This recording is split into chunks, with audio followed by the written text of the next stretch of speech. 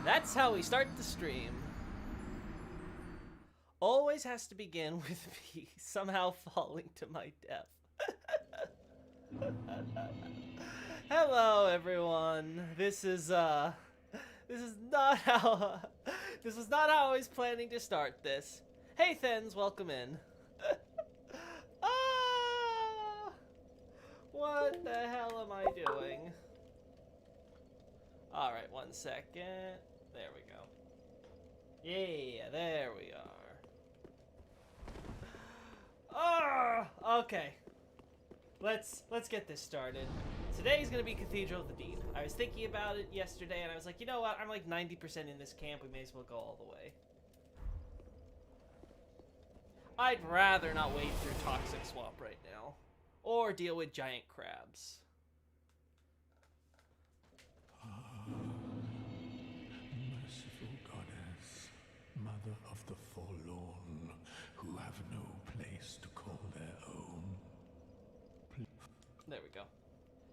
So, as I mentioned last stream, it's worth noting that Gale here, with the addition of the DLC, is adding an additional hint regarding the identity of this statue back here. Now, as we can see here, this altar now has these deacons, which, fun fact, the Japanese script, they're not deacons, they are bishops. Because I'm assuming they were localized as such because Dark Souls 1's localization called all the priests bishops. So they decided they have to call all the bishops deacons. Oh, it's a hot mess. Anyway, so we see how this altar here has sort of been shoved in front of the statue of this woman crying into her palm. She has like a hood, seems fairly young, though we don't get a good look at her face. And it's clear that she must be some sort of goddess, considering she's being worshipped here at what proves to be a Way of White church. Now, Gale gives the game away by calling her the Mother of the Forlorn. The Forlorn, of course, as discussed last stream, referring to the Corvians and other denizens of the painting world. These undesirables, these detested, these abominations, these outcasts, however you want to translate the term. The point being is that she is the one who's apparently like a loving mother to them all. And if we recall in Dark Souls 1, the goddess who was a loving mother to the first of such abominations to be put inside the painting was Velka. And as we see with the Corvians, even in this game, there's this continued idea that those who are obsessively devoted to Velka twist their forms into these avian shapes. Now, this is not exactly how we normally see Velka. The hood is pretty consistent, but generally the idea we don't associate with her with a crying woman. However, in Dark Souls 2, there is a goddess that is associated with tears called Keitha, or Kwato in Japanese. Now, Keitha is very unique in that, unlike, say, the gods that we see in Anor Londo, she sort of just kind of crops up and seems like this genuinely sympathetic, lovely character. But there's hints that there's a darker side, that she's actually one of the malevolent deities, that maybe that she, all the tears are in part because she enjoys the suffering of others as much as grieves for them. And the terminology there comes with further hints that Keitha is in fact actually Velka, just an alternate identity, misremembered, or what have you. So it's very interesting again to see this association of Keitha with Velka continuing in this game. Now, before the DLC, we had different hints to this. Now, obviously, you could make the determination about Keitha by itself from the fact that this is a Way of White church. Kept the A. See? It's not totally misremembered. No, but what we see here is how Keitha ends up becoming a prominent god in Dark Souls 3 now. Now, of course, Anor Londo Pantheon, Way of White didn't get remembered properly in the setting of Dark Souls 2, but now that the settings of Dark Souls 2 and Dark Souls 1 have sort of reconnected through Lothric, we now have this wonderful situation where Kaith has been able to sort of integrate herself into the Way of Light pantheon and has become an important god in Karim, which was a place where Velka used to have massive sway. Curious, most curious. Also, I'm starting to hollow. Smile. Now, okay, the church. We get the notch whipped here. So, notched whip. There we go. Now, the term cleansing chapel, it needs to know there's a bit of a wordplay here in that the term for cleansing also means to wipe. So this idea of to wipe clean during its rituals is supposed to be sort of this idea of, okay, it's the chapel of cleansing, of wiping. So it's like, okay, we need something to wipe. So the notched whip, which we see is on the belt of the evangelists, they can just like do a few, and then once they get those thorns dug deep into the flesh and bleed onto the floor, they can start cleaning the blood there. The idea is that the blood itself is corrupted, which again, we'll see this reinforced throughout when we get to like Abyss Watchers and stuff like that. But it reinforces this idea that the blood is a medium for the soul. Dark Souls 1 sort of alludes to this very lightly. And then Dark Souls 3, obviously Miyazaki did Bloodborne, so now he's got blood on the brain. He decides to put this idea back to the forefront with this game. Alright, now with the adherents, we can see how the evangelist's teachings have been taken to heart. They will set themselves aflame, so that way, if their miserable, corrupted lives will be of any use, it will be dying in a blaze of glory, protecting against intruders or destroying the church's enemies. Another thing, of course, to pay attention to here is how we have these guys praying to this massive obelisk. Now, obelisks, of course, are associated with the sun god Ra in Egyptian mythology. They're obviously huge markers for victory, etc. So it gives us the idea that compared to these other graves, whoever is being buried and honored here, and same thing with other areas where we can see another one over here, that the people who are being buried with these are particularly heroic or notable individuals. So we have a graveyard that has quite a number. Now, last stream we went over how there was a very, very small graveyard up top at the end of this wall, which we can't really get a good look at here. We can kind of see it over the rocks there. And the idea is that that grave was very simple. It's very plain in comparison, that little like mini graveyard. In comparison, as we can see here, a lot more detail. Now, a cool little detail here is that in place of what you usually would see as crosses, they use half of a blossoming flower, similar to the Chloranthy ring.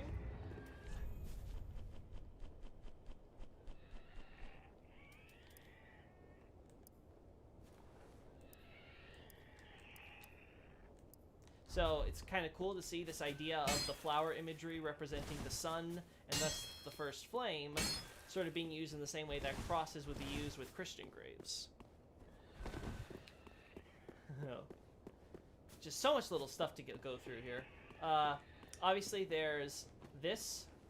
Oh, no Sigmire yet. Good to know. There's a Sigward, I mean. Sigward. I promise I don't get them confused all the time. It's not because they're completely forgettable and interchangeable characters. I'm telling you. Anyway, we see a well here, which gives us the idea that this chapel was founded atop a source of water. We also see these destroyed boxes. Now, boxes and containers and pots and things throughout Souls have always been used as a narrative storytelling device to kind of give you the idea of activity. People take things, they store things, they move things. So it gives you the idea that, okay, well, you know, there's a lot of stuff happening here, even if they can't, like, do all the details, like, say, we see in games like Dark Souls 3, where they do sometimes can, like we talked about with Orbeck last time, sometimes they go the extra mile and really make an area feel special and unique. But when they gotta use the shorthand, just take generic boxes and slap them around. Take some pots and, like, put them in this area. Who's keeping track? Exactly. But anyway, the point is, as you can see, these boxes aren't whole, though. These are all broken. So this gives the idea that there's not only activity and movement happening here, but the contents of these boxes are being used in this chapel. So presumably, they're materials used in these cleansing rituals. That is the notched whip is involved in. Say that 5 times fast. Unfortunately, we can't see exactly why this chapel was built when there's a giant cathedral. You'd think there'd be plenty of space, so why build the small one? Well, as we'll see as we keep going, it would seem that this chapel was most likely built first, and the giant cathedral was built later in order to accommodate the greater popularity of this part of the land. But again, we have the idea of water, cleansing, wiping away, Catha, god of tears, so again, more water imagery. All of it sort of really coming together with extra details, and we can see that this is probably one of the most detailed areas we've gone into so far in terms of narrative storytelling, just with the environment. As mentioned earlier, of course, we also have this idea of corruption. The idea that you take out Old Yeller and time to shoot him. His condition is terminal. It's just about time. So all the dogs that are being used apparently to deal with this corruption are becoming corrupted themselves, and so before it consumes them, they take him out back and they go and shoot him dead. One of them, as we talked about, escaped and had its own little vignette, but let's focus now on some of the new stuff now that the recap is over. For example,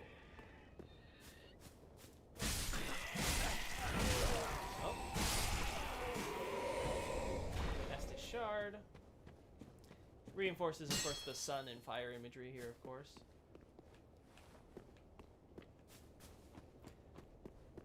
We also see here, some graves are particularly large, they're made larger than the others, and they have these holes in the center. This is interesting because it brings stuff like the Dark Sign to mind, with the way that the Dark Sign is, of course, a giant ring with a hole in it.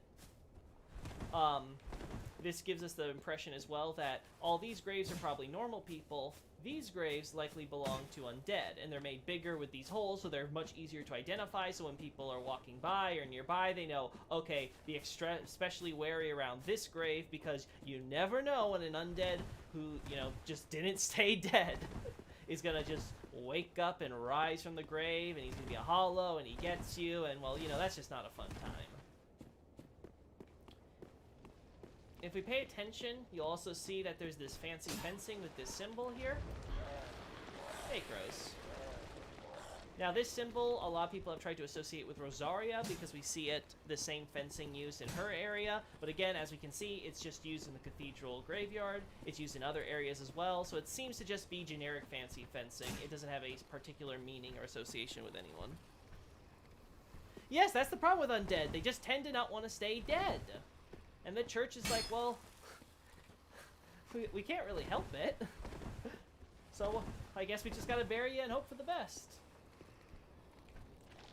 Anyway, but it's neat to see how the culture of how the undead curse has affected everyone. And as I said, I think last stream, Dark Souls 3 proves that cremation isn't guaranteed to work either. So we could see why that never became a trend. You know, honestly, I wouldn't be surprised if Miyazaki didn't think about it in Dark Souls 1. And then we did Bloodborne with Hemwick and stuff. He's like, oh, wait a second, cremation's a thing. Funny to think about. Alright. Time to turn on the HUD. Now we find these reviving corpses in the graveyard as we come in, and these corpses, they're vomiting the maggots that we saw corrupting the doggo back in Road of Sacrifices. So we get the idea that this is the corruption.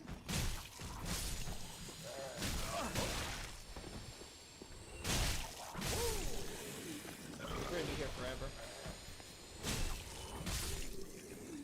Now, you can see that its connection to the dark is obvious, not only by the black fog that these reviving corpses are coming out of, but how these graves have some of that hussy-like corruption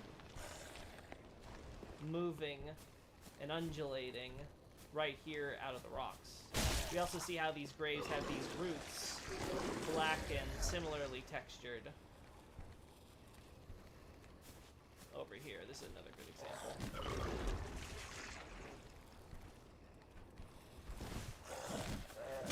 Oh, hey, buddy. Oh, we don't want to fall down quite yet. Now, so as we can see, this graveyard has been fully corrupted, and that corruption in the form of maggots has entered the corpses. These corpses aren't undead themselves, they're just being essentially puppeteered or forced back into life by the maggots. And we see the stages progress. Oh, that didn't work. Let's go up here, find more.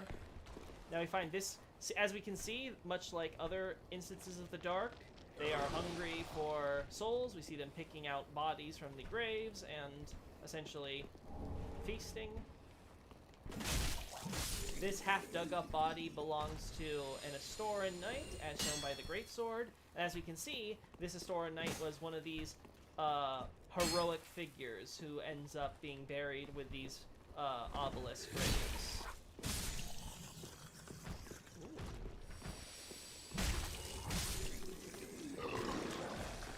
More undead.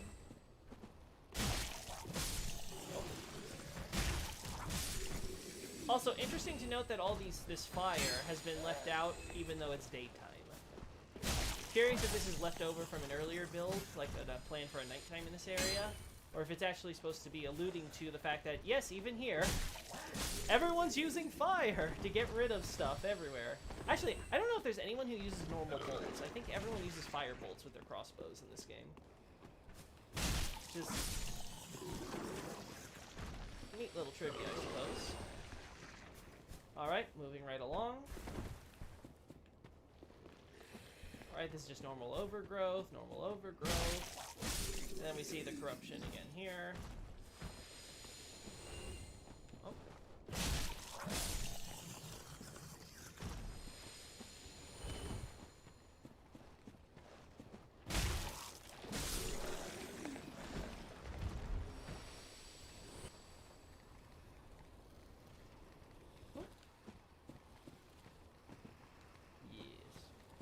Alrighty. Now, a bunch of bodies here. Don't do anything. Yeah, go tell your goddess. Yeah, there we go.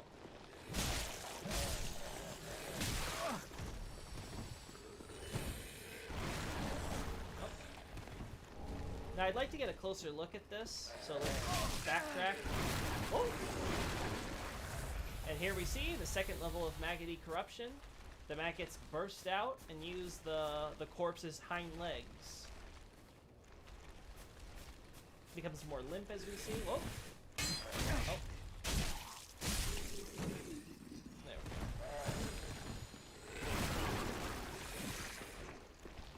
go. There we go. Let's make this work.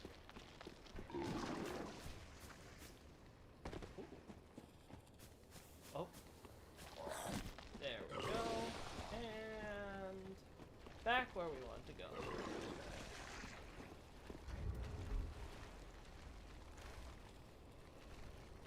Now, aside from the maggot men here, we'll notice that there are two corpses in this corner.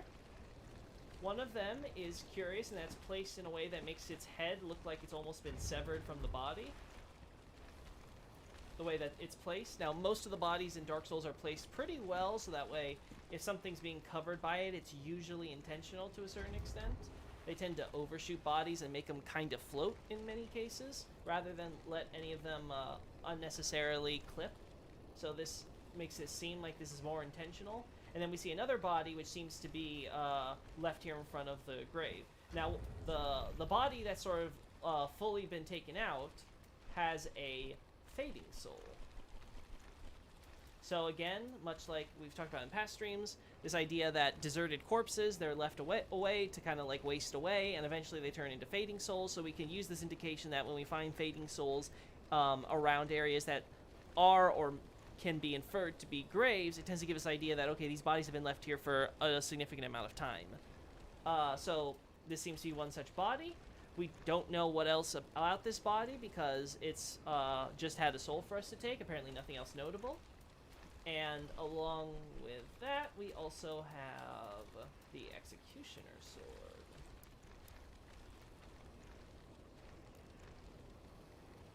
So this sword, of course, gives us the idea that the Executioner here was someone who, he did the typical medieval honorable form of execution with beheadings. He was apparently really liked his job because he kept on basically regaining focus whenever he actually performed his duty. So, and that's carried on into the blade.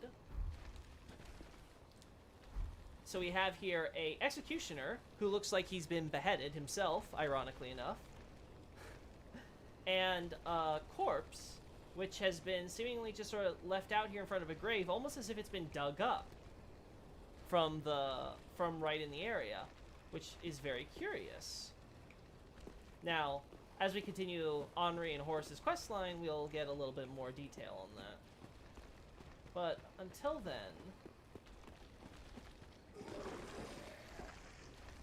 Oh. Yes, yes, yes.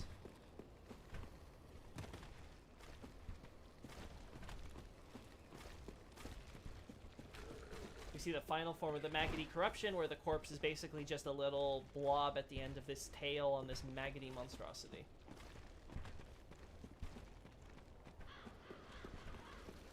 Oh. Hello, my friend.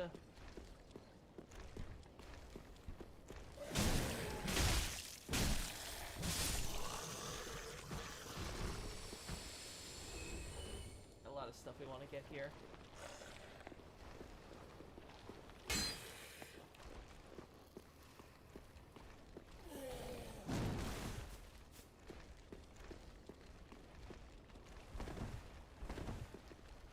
We see the Gravekeepers for this area, who would normally be taking care of the corpses, but they don't do their job anymore, it seems. They just patrol on behalf of the cathedral. Oh! I do not have the poise. There we go. As we can see, their weapons are designed in order to try to extract body fluids, like blood, in order to make the revival process for these maggots much more difficult.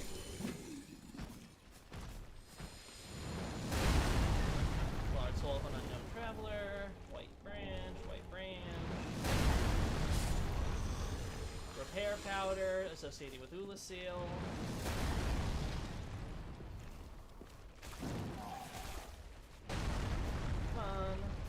Come on, giant friend.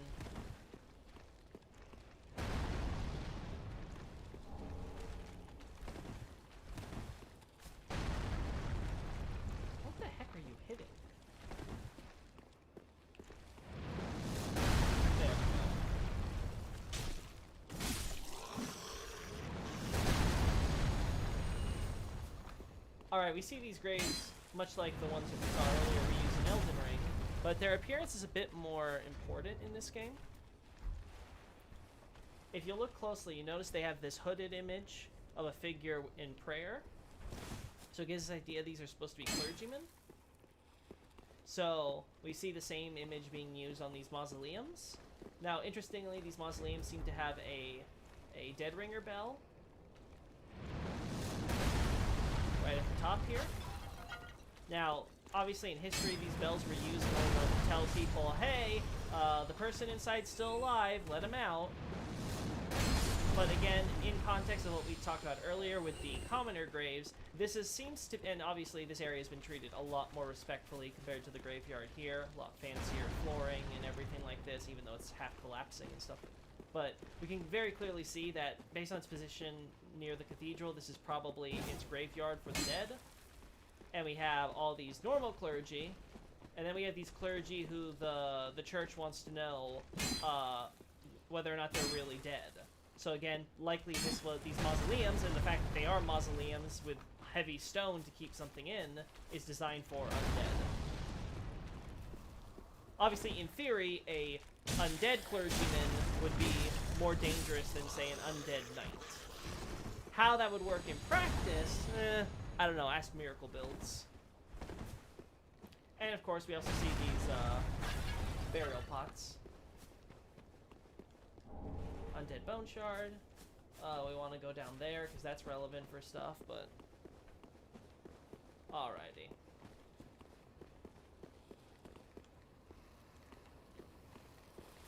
Let's unlock our shortcut. So we're going to be going back through here quite a bit.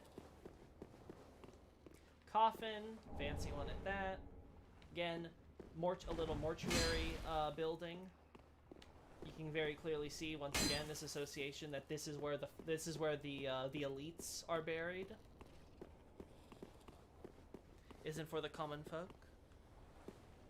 We also get an idea that the chapel, despite looking fine when we were inside of it, it also has that same corruption roots growing all around. From the roof, at least. And then... let's kick down the ladder. We also see variations of the statues we saw at Undead Settlement. This image of a man being corrupted by what looks to be the pus of man coming out of his back. And we'll see more variations of this statue very shortly. More of these coffins.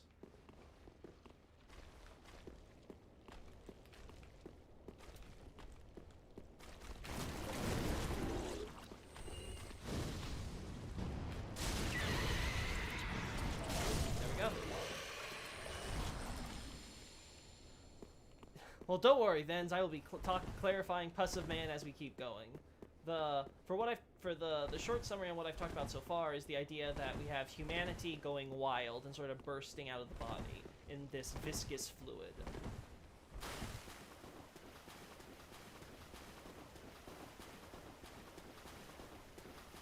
So kind of think about it as the Dark Soul, a hollow on roids.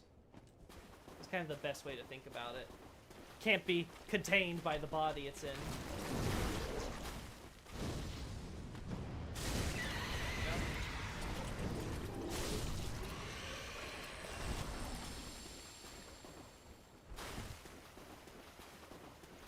Alright, let's get rid of this maggot guy.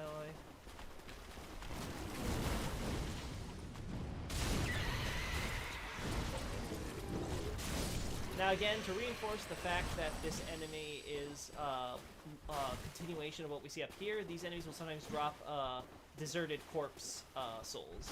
So again, reinforcing. Again, see an item, no corpse attached to it, just sort of left here by this broken tree stump underneath the Ulysiolian tree. It's a Saint Tree Bellvine, which implies that this was a Saint Tree, which broke, and the Bellvine is one of the little branches that we pick up, similar to what we see with the branches up there with the white tree. Now, what's interesting is that collecting this item is one of the factors related to getting the giant to eventually, I guess, continue his quote-unquote quest by dying. So, it's interesting to think, because we collect all the stuff related and found around the tree. We were too late to save it. Yeah, you could say that about everything. I was saying in a live stream, I think like 1 or 2 live streams ago, the same thing. It's like we always seem to get there right after someone dies. It's like the person dies, someone's standing over the corpse. It's like, darn! If only we were like 5 minutes sooner. We don't know how long this tree's been gone, but considering all the corruption here, it may have been quite a while ago. Anyway. The point being is that it's interesting that stuff related to the white trees are being dropped here and are involved in the quest line, and this Saint Tree, which is directly below it, is considered one of those items. I'm curious if this is meant to mean that the Saint Trees are offshoots of the Ulysiolian white trees, which is believable, though I'm not sure if you can make a case for that in Dark Souls 2 alone, beyond the postulation, so interesting idea to investigate in the future.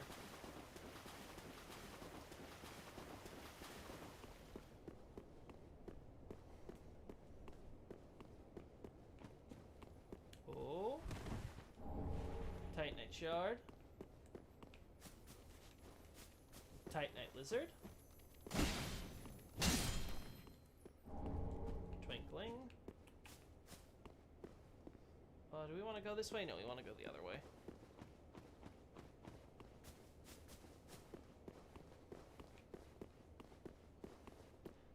So peaceful.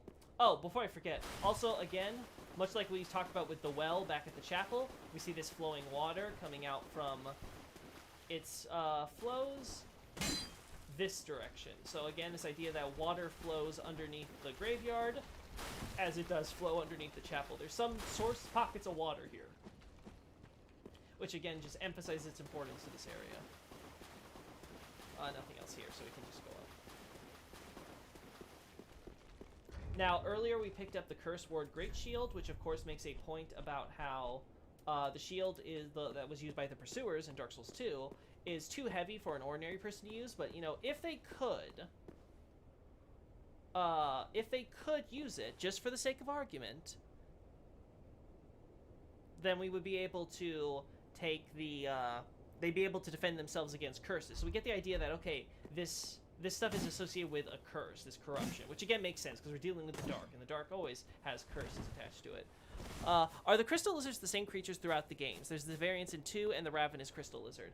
Okay, yes. So the crystal lizards are the same, I don't know if it's correct to call them the same species, all of them, at this point, but yes, they all have the same origin. They come from the same crystal lizard seen in Dark Souls 1. The Dark Souls 2 has us see some creatures from Dark Souls 1 start having offshoots, which we can presume evolved after the pieces of Dark Souls 1 setting warped to Drang Lake. And then Dark Souls 3, of course, takes parts of Drang Lake, so you get both piece of Lordran and Drang Lake being brought over to Lothric. And what we see with the crystal lizards is now there's another type of crystal lizard, which presumably always existed, we just didn't see it until now, but it's this crystal lizard which has souls. Which, speaking of on that subject, the ravenous crystal lizards, as we talked about in the last few streams, is that every time they appear, they seem to appear in or near graveyards, because graveyards are where they're most likely when they're trying to gobble up rocks and stones and titanite. They may also gobble up a soul, because, you know, corpses, souls, graves. Easy to imagine that happening every now and then. Again, it's supposed to only be rare, and as we can see, this one has been here for quite a while, really set himself up here. But basically, they get souls, they get roided out and become these hulking monstrosities. And, well, we gotta deal with them. Crystal Lizards and Stonefang Tunnel. Oh, goodness me. I love their animation. They are, like, Dark Souls Crystal Lizards are, like, adorable. Like, Demon Souls Crystal Lizards are just so derpy. Oh, yeah. It's such an experience. Oh, okay. Oh, this one's tanky. Or is it just the fire damage? It might be the fire damage.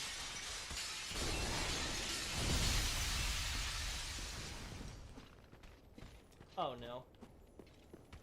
I am not worrying about you with your big brother here.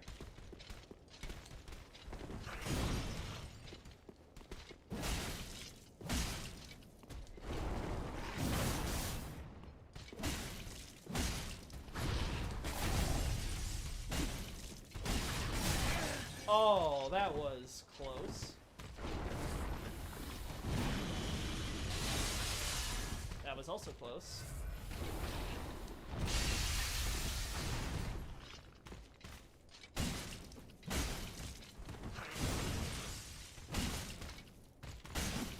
Oh, I was hoping for a flinch there. He's almost dead. There we go. And as we can see here, he provides a Titanite scale like the others. This is notable because Titanite scales were previously associated as the Titanite, the demon Titanite of the Titanite demons, were derived from the nameless blacksmith deities slabs. But now, as we can see, much like these slabs and the demons here, we see how by having a soul involved in the Titanite process through the crystal lizards, something similar to the Titanite demons is being produced, where their scales are becoming like that Titanite.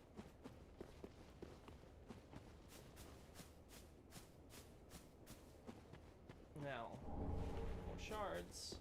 We gotta upgrade my Pyromancy flame soon. Yeah, just wonderfully unmatched. As you guys may notice here, we see a graveyard. Parts of it are broken. But much like before, we see these are the normal graves, so these are non-undeads who are buried here. They're clergymen who are buried here, and we find that they are buried in this corner beside the chapel. So again, we have this idea that the chapel existed first. It had its own little graveyard here for the staff that worked and died here. But then everything got so popular, they needed this big cathedral. And that big cathedral needed its own graveyard that they built up there. And that graveyard ended up becoming the focus, and this one became neglected. Titanite demons. Let's see. The demon soul. Yeah, the animation are great. What happened to what happened to Titanite demons anyway? Presumably, like a lot of things we don't see, they're either dead, or if they are somewhere in the world, they're in some remote area we don't see. If you recall, a lot of them were being used by Anor Londo, others were in remote regions, which may or may not exist in form anymore, so... Oh no, that was not what I wanted. There we go. There's a deserted corpse soul. Obviously, with how I'm using fire, you can tell the maggots don't like fire, because, you know, they're part of the dark. We have a poison bite ring, which again, used in Kareem, so again, associates this area with a Way of White and Kareem. But we also see that it's a ring that defends against poison specifically, so it seems like our buddy here considers the corruption in this land like a poison, a blight upon the land. Yeah, so basically, you have either they're all dead by one form or another, or they're somewhere so remote that it's not even relevant to talk about them anymore, right? It's kind of like the Black Knights, right? Like the Black Knights, they're just wandering around, and we happen to find them in their wandering. You could have 0 Black Knights in this game and it would still work. You could believe that maybe they're all dead, or maybe they're still around just wandering somewhere. You don't know. But Miyazaki really likes the Black Knight, so he brought him back in this game. Okay, so this should be good on here. Let's get set on the... Oh.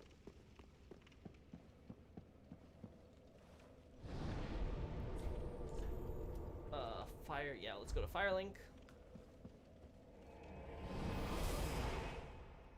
Now we have the key to deal with Irina too, so that's something to keep in mind. Hey, waifu. Hey, second waifu.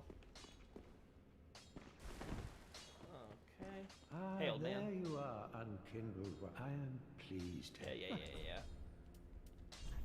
Listen, old man, I'm not here to chit-chat. What do I need for this now? More Titanite shards. We don't have any new Pyromancy yet, so... Do not be gone for long. What is it? Right, we don't have her yet.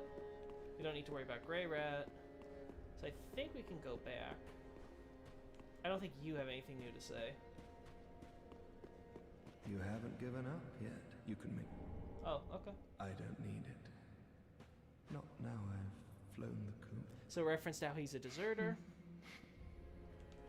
Let's go to Mjol again. There you are, buddy. Give me my strength. Oh, I would do it. Yes. And shall bear.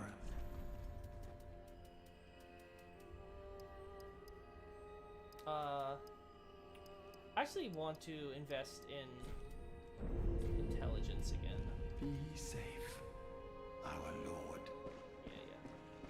Now's a good time to start investing in my magic because we're gonna get into some bosses, some bosses and enemies that would benefit from pyromancy and sorcery, wrecking them. Speaking of, do I need anything from Horbeck here? No, I don't think so. Let's wait until we get some scrolls. Alrighty. Let's get back to the cathedral. Yeah, go back to Cleansing Chapel. God, I love this area. I wish more of Dark Souls 3 was interconnected like this. This would have been such a huge boon to the game overall.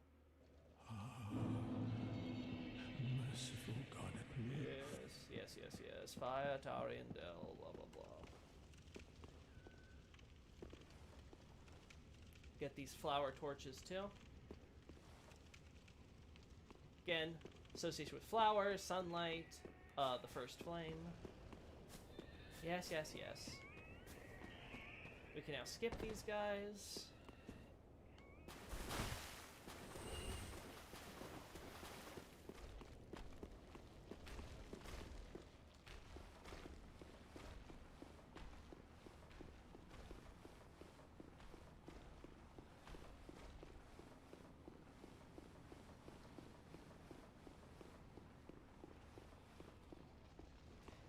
Moving along.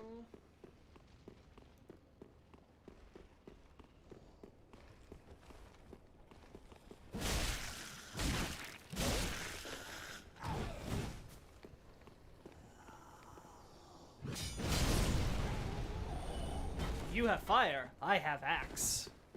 Ay, ay, ay. Alright, now we see our first variation of the statue. I believe this is the same one we see in Undead Settlement. Again, pus of man, it's now grown wings, and it's consuming the man still. We also see, again, these statues of Catha. And this association between Catha and Velka becomes more obvious, because as soon as we pass these statues, and after getting our first real good look of her since the chapel, arguably you could say it's the first good look of her, period, with how the chapel blocks her, we find a corpse here behind these boxes. Yeah, From does really good with reused assets generally, because even if they have a specific purpose in one area, they can be usually reused in another area to different effect and still work.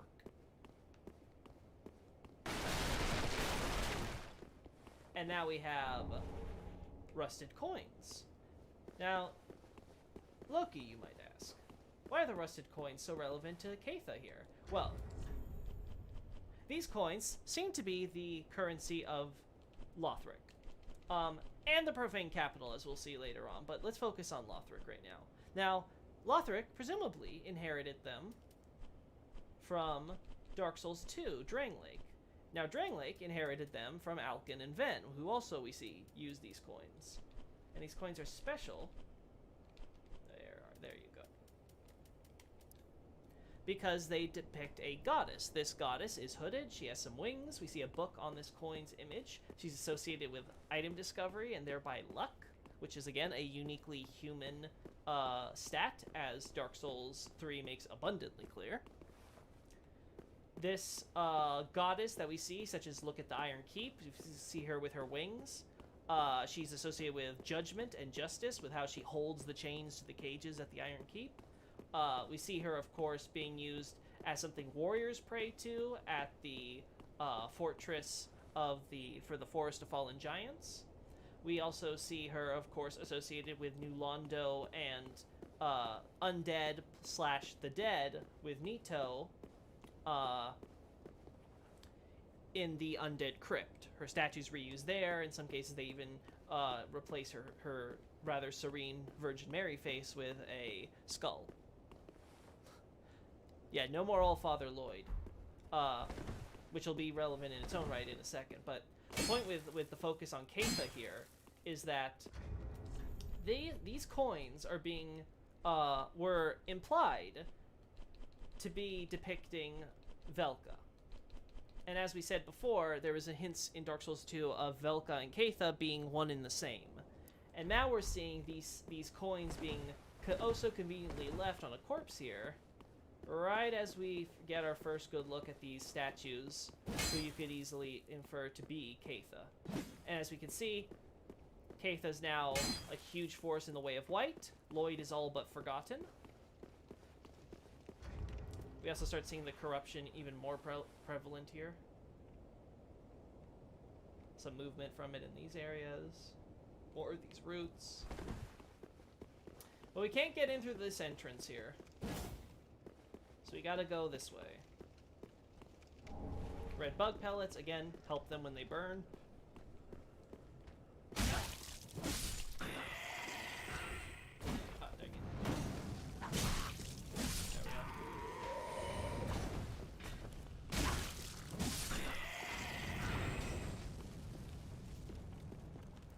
Quite far.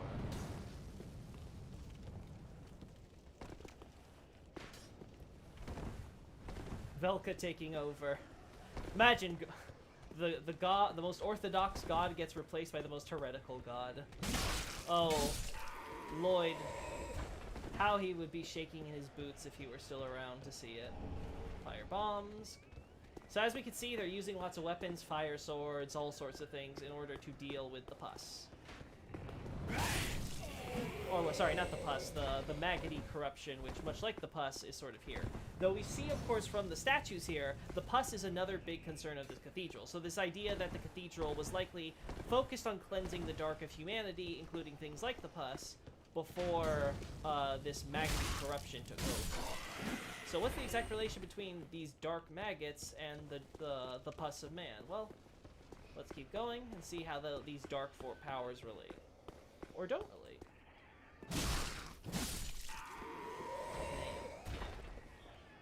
Oh no, yeah, you're here. Yeah.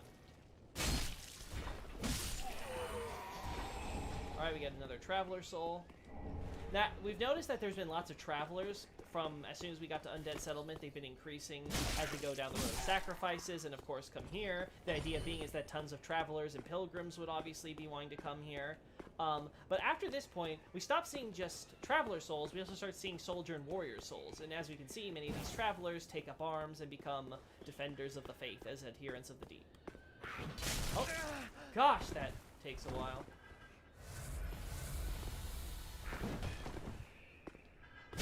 Not as much tracking as I was expecting, though. Huh. Alright.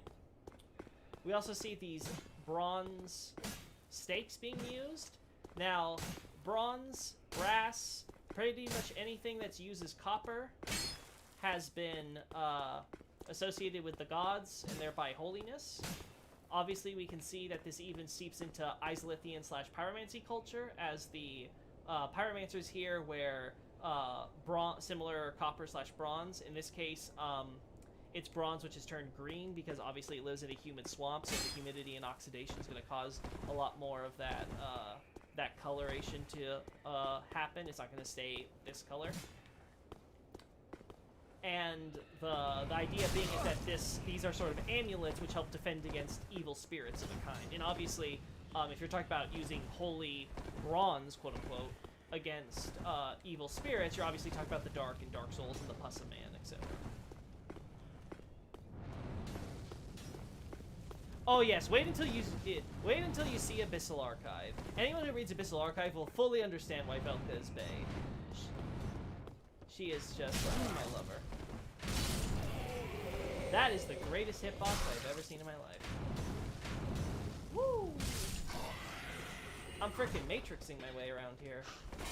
Oh, never mind. Spoke too soon. Though I'm not gonna lie, I don't even try sometimes. Come on, die.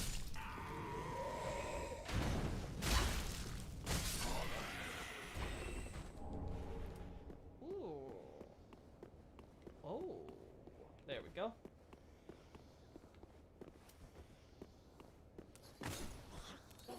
Ah, darn.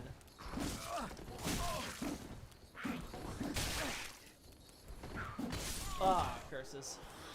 I thought I could get my Pyromancy flame off before he jumped down. No such luck. Well, we can run through here pretty easily if we take the side path, so I'm not too concerned. Yes, yes, yes, I understand. Let's see, anything I've been forgetting about this area? Nope, I don't think I've neglected to mention anything. So we can move on.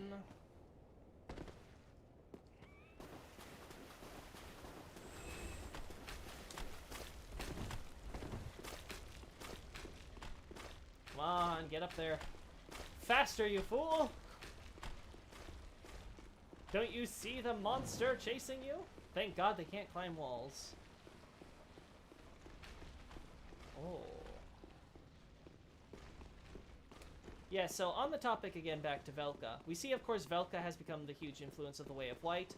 Lloyd has fallen from grace. I don't think we received any items yet talking about that. Maybe in the rings. No, no. Nope, nothing yet. But it will be coming up shortly, and it'll be excellent foreshadowing for what's to come as we get to the midpoint of the game.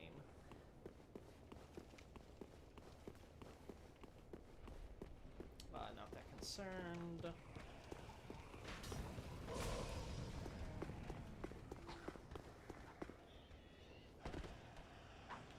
There we go. Now, as we can see, he has adherents, still following the evangelists, even now. Sucks to be that guy. Don't worry, buddy, we'll avenge you.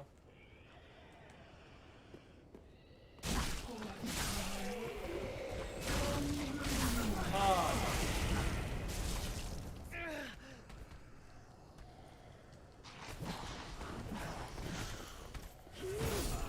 What?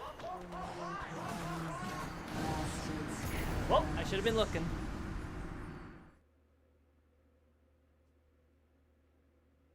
Oh, that's nice to hear. Thanks to hear that. That almost makes me losing 14k souls. Completely forgotten. Oh, that's so sweet. Thanks. You know, I never thought that I would be making new Dark Souls fans just listening to me talk about Dark Souls lore, but that's really touching.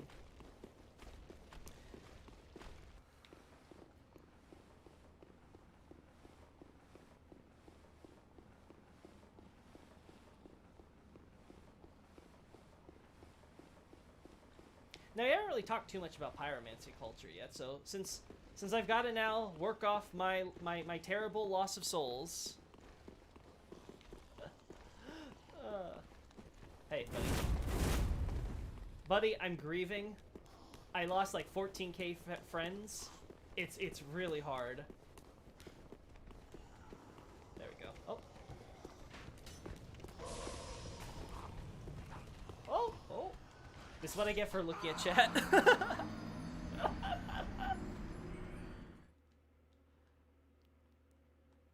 I need to stop looking at chat when I'm doing things that could get me killed, which is the whole game. So I should never look at chat. All right. Serious one. So on the topic of pyromancers, as we can see, there's still a bunch of nature hippies. Gotta become one with nature, man. One with the trees. We see them wearing horns or tree pieces. Have this pelt of this wolf animal thing. Still got these thick boots for trudging through swamps and other hazardous things that can be found in marshland, like, you know, sharp trees or thick bogs that can get you stuck. All that. Alright, moving right along. We already talked about the bronze earlier, so there's not much to say on that front. Who would have thought? 660. I wonder where that number came from. Okay, we're gonna do this the cheesy way.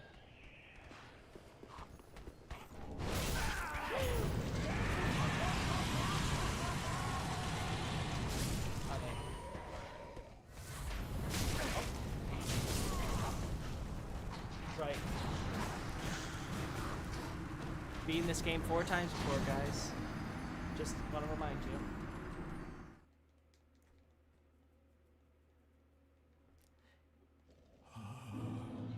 You know, maybe going through the giant crabs isn't that so bad in retrospect.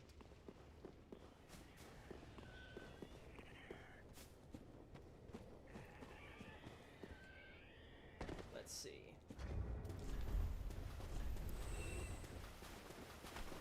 Oh. Oh no! I've been infected! Whatever will I do?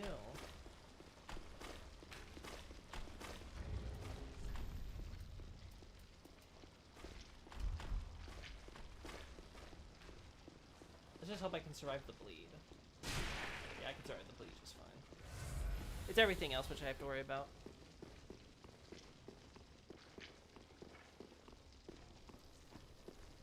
Okay, let's speed run this.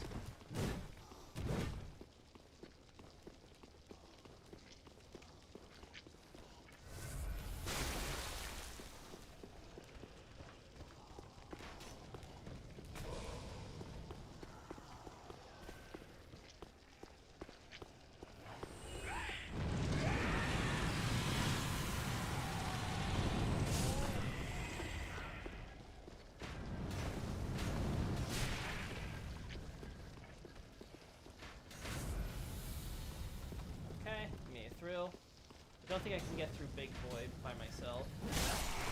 Oh! Definitely not like that, I won't. Alright, maggots are done.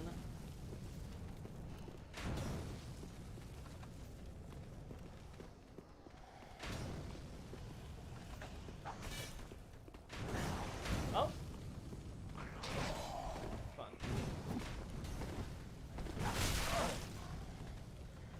I can run by you, though. Not with that attitude, I won't. Ah, crap. It's the bowman. I gotta deal with all the crossbows.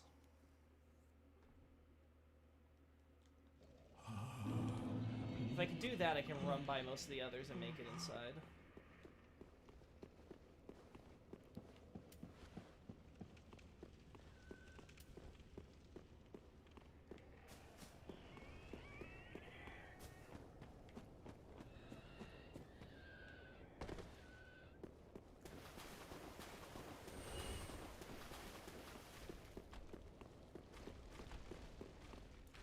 Don't need to run. Okay. While we're doing this.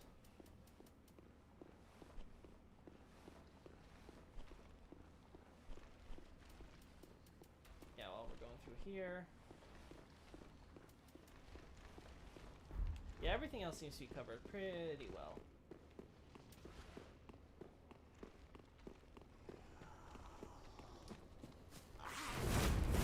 The only thing I've neglected to mention so far is that we see more Lothric slaves here. The idea, of course, being that once again, much like with the Undead Settlement, you have Oseroth sending some of his lowest among his servants to help out. Now, we talked about in an earlier stream the idea of Oseroth and Sullivan collaborating in various respects. This is one of those instances. Oh.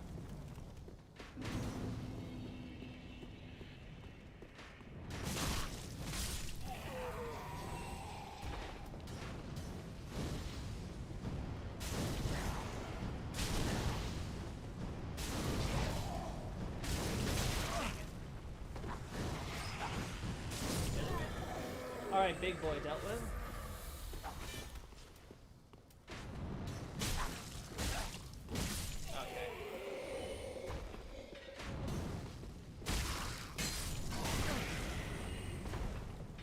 I don't want to get any wise guys here. Let's move right along, buddy.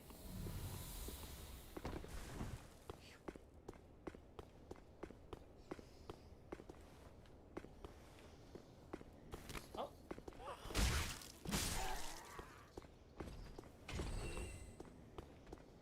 Okay, now we can start talking about stuff.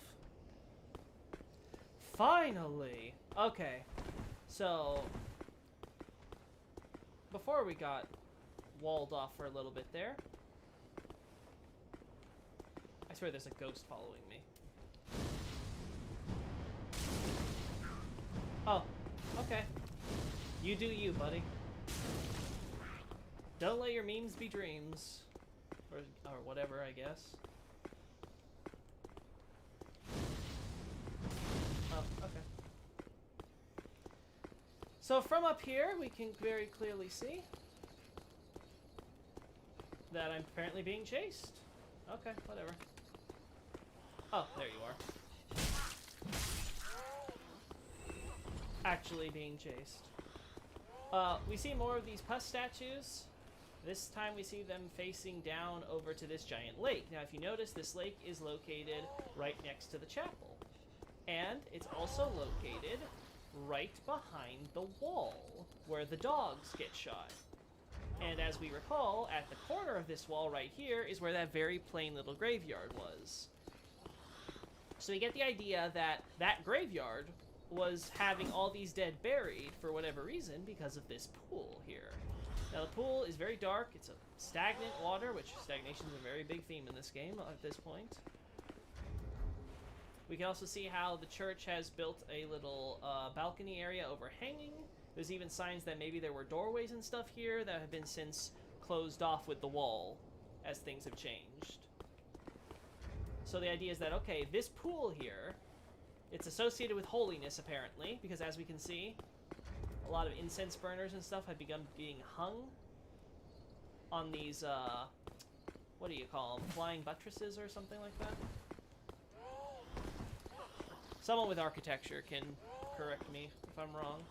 But the idea being is that there's this idea of imbuing this pool of water here with a certain air of holiness. They built a chapel here after it got some attention from presumably just people who explored the forest, and then word of mouth spread. It's like, hey, go to this thing. It'll, I guess, cleanse you or whatever. And then some people died because of those cleansings, presumably because they were undead or they had dark corruption or whatever. And it's like, okay, well, that ended up killing you, so we'll bury you here, but this place is still popular. And then eventually they built a chapel here, because the Way of Light wants in on all that holiness. Gotta monopolize every holy site. So a chapel dedicated to Catha appears.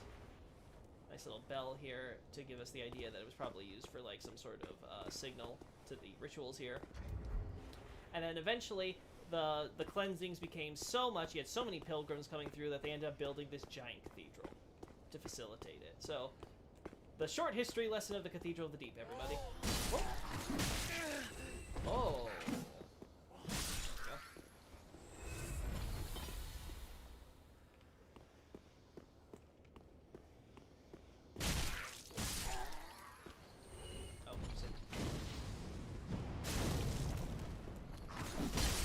Oh, of course you hit me. Alright, so all that for more bug pellets, huh?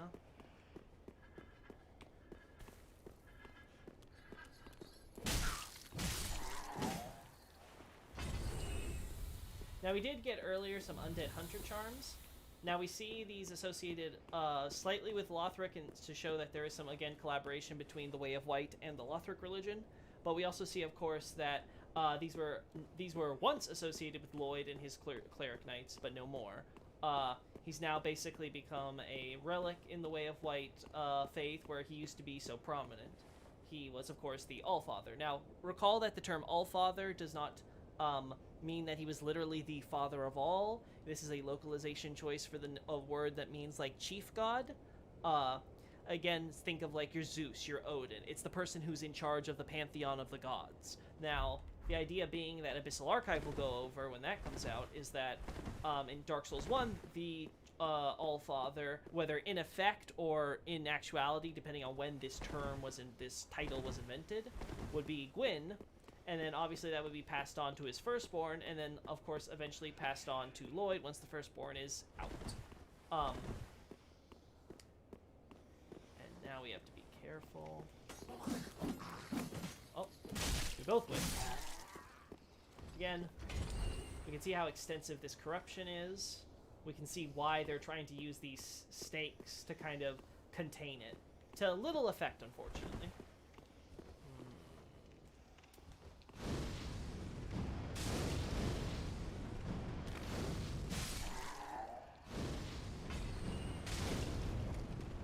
Oh, okay. Nameless soldier. Oh, that's it. Okay. Again, we start seeing souls of soldiers and stuff here because the travelers start taking up arms, and now they're no longer just travelers. These pilgrims become warriors of the faith. Okay, nothing else up here.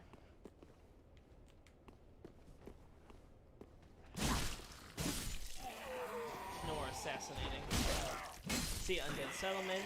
Unfortunately, we also see more of Dark Souls 3's, just keep on moving forward, don't look anywhere except where the game wants you to go. Because, oh boy, look at those unrendered white trees. Ay, ay, ay. Hey, giant buddy. Boy. There's also an area I can't wait for us to get to down there, so hopefully that'll be soon. Moving forward. Oh. Now we see these Gravekeepers here. Oh.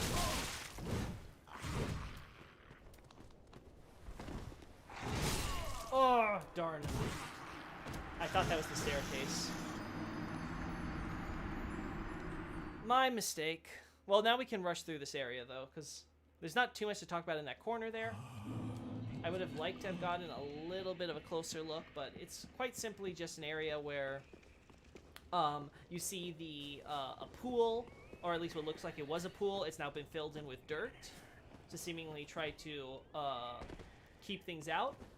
My impression is that it was once a footbath. We can see obviously benches surrounding it and the same statues of the pus-like corruption. So this idea of, okay, we're going to cleanse, the waters here are going to cleanse, much like the giant holy pool we just saw earlier. So like water gets pumped up, it goes into this footbath, and then you can kind of wash yourself here if you want for cleansing. This would also explain why the Gravekeepers are patrolling around this area, because again, that corner there, well, that's a source of where the corruption could spring up very easily through the water.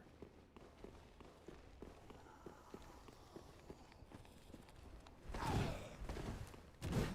we go.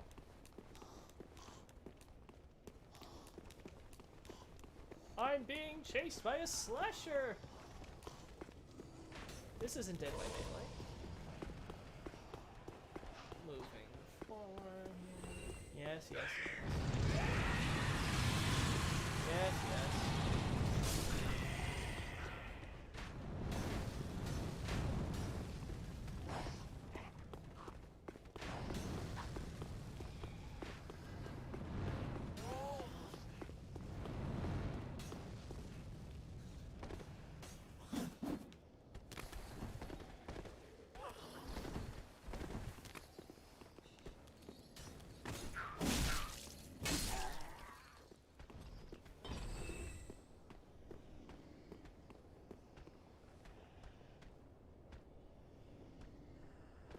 Keep moving, buddy. I'll deal with everyone else, but not you.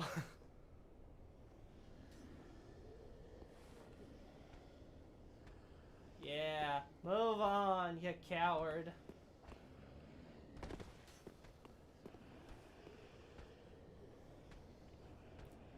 Should be safe.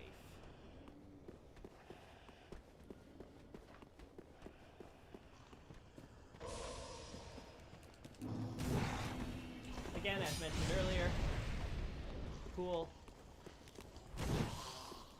Got some more boys. Listen, I'm not in the mood.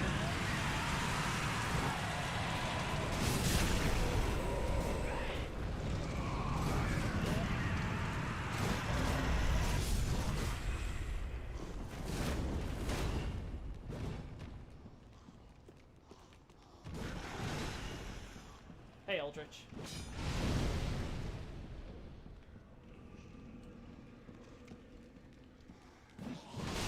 Oh. Let's reset that.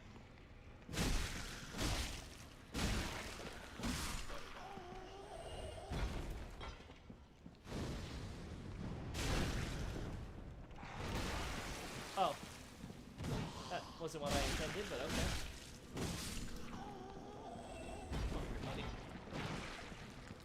We're in the cathedral, at last. Now we just need to get to the shortcut. Hey, giant buddy. Now, as soon as we enter the cathedral, we're greeted to the source of this corruption, Aldrich, or at least a piece of him. Now, in past games, the quote-unquote slimes have been crawling carrion, or rotten meat. The idea being that these are pieces of flesh which, similar to skeletons, become reanimated, either through necromancy, or, in most cases, in the case of the carrion, other means. The idea being here that this is some of that rotten meat that's attached to Aldrich that we see in the opening cinematic. You can see some of the bone, much like with the slimes, as well as some of the maggots, which are unique to the corruption here. It's also black, obviously, compared to the slimes, which have this sort of either moldy green over skin-colored flesh. Or something to that effect. There we go. I think these are also uniquely weak to either anti-abyssal or anti-dark, like holy damage. I can't remember which type. Okay, now, as you can see, this church is big. It's a big church, worthy of being called the cathedral in the localization. We also see these giants here. These are some of the biggest giants that we see from Anne Orlando period. And we see that these two giants are in baths of very filthy water. Now we can see that not all the water is filthy. The church seems to obviously use water because it's associated with cleansing here to great effect, though this water doesn't seem to be particularly blessed. But the water here has become filthy. As we can see, it's because there are lots of corpses being stomped in here. And so much like how you have a person step on grapes and squash them into wine, you have these giants here seeming to be here to help stomp all these corpses into a nice, pulpy, fleshy, watery mess for Aldrich to eat. Lovely. It also, of course, as we said earlier, if there's a Sullivan-Oseros collaboration, it makes sense that we see both Anor Londo giants and Lothric slaves here. So, well, Anor Londo giant slaves. So yeah, just slaves. Slaves from both countries. Isn't it great to have slaves, apparently? Just have them do all your work. Never have to pay a wage. We see the last variation of these statues. This one portrays not a man, but a woman, though you can't really tell from these angles most of the time. But the idea is that this is a figure who has the pus bursting out inside them, but they're trying to hide it, along with their shame, beneath this veiled cloak. And it's not working, and you can see them crying, weeping, and it's a very terrible thing. Again, much like how we saw earlier, the association of the corruption with poison, we see this type of poisonous matter being used as a trap here, to be the idea that the pus is this poison to the body. Even though it's our own humanity. Now we see these fancy chairs used in the Shrine Handmaid, reused here. This seems to be a reading room, a recreational area for the deacons. Notice how they wear red to symbolize fire. We also see some of these cloaks have suns on the back and etc. Moving right here. Let's get this very important shortcut unlocked.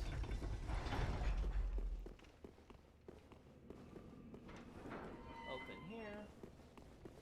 Same corruption we see around and on the roof of the chapel. There's that pool. There's that wall. And you can almost see the graveyard is somewhere around there. This little collection of graves up there on that ledge. Now, let's open this way.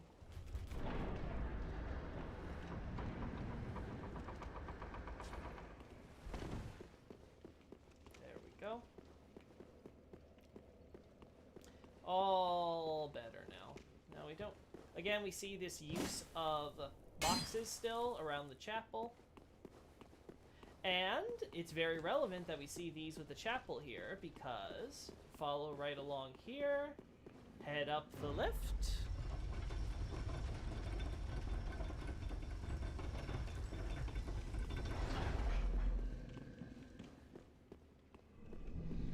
Oh. I guess we'll have to look at this later. But if you were able to spy it for just a brief second... No! Keitha! Velka! No! You killed waifu. Prepare to die when I'm stronger. But you can actually see boxes right there. How did that not hit me? Anyway. The idea being that these, the boxes that are brought to the front of the cathedral, which recall is over in that direction up.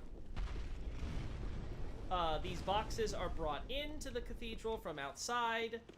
Them and their contents are brought out back here, and then they're eventually brought down this lift through the shortcut into the chapel where they're used for the cleansing rituals. So again, nice little bit of environmental storytelling.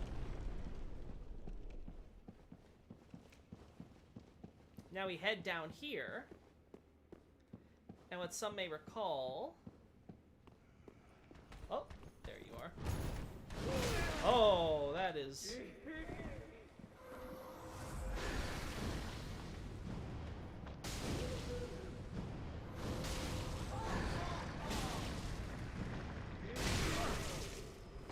Aw, darn.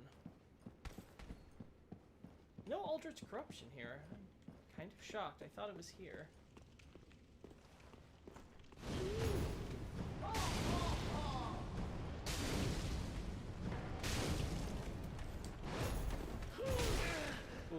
backswing.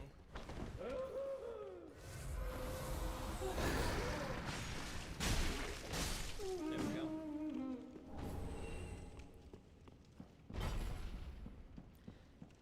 Now, what's fascinating about this little area, because it's very small, and it would seem very unimportant, if not for the ceremony given, to this little balcony.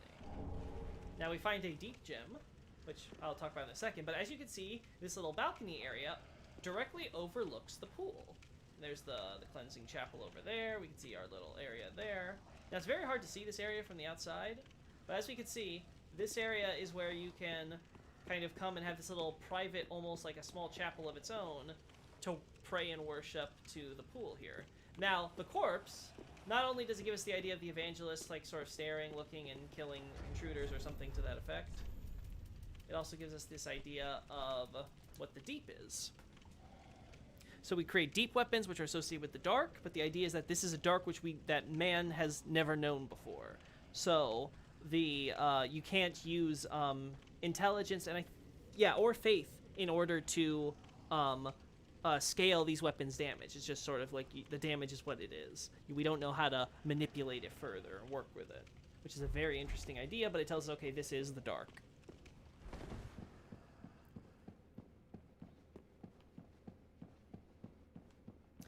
Is it just New Game Plus that more of these... Oh, nope. I'm just flying. Nope. There we go. Well, Aldrich got a nibble. You know what? I'm so mad about that. Burn. Oh. Burn, baby, burn. Why do I even try? Hey, buddy. Hey, boxes. Buy boxes.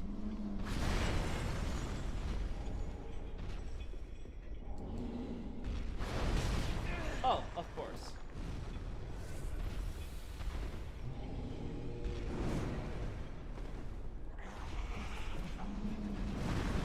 There we go.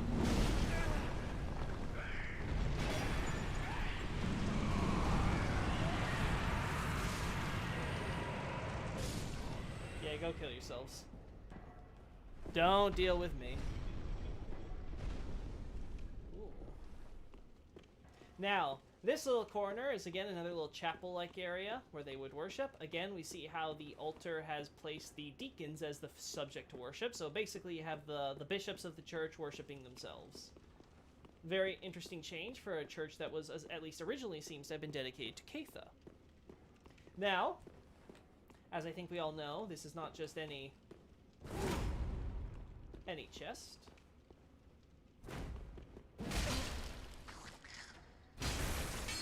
Oh, okay, sure. There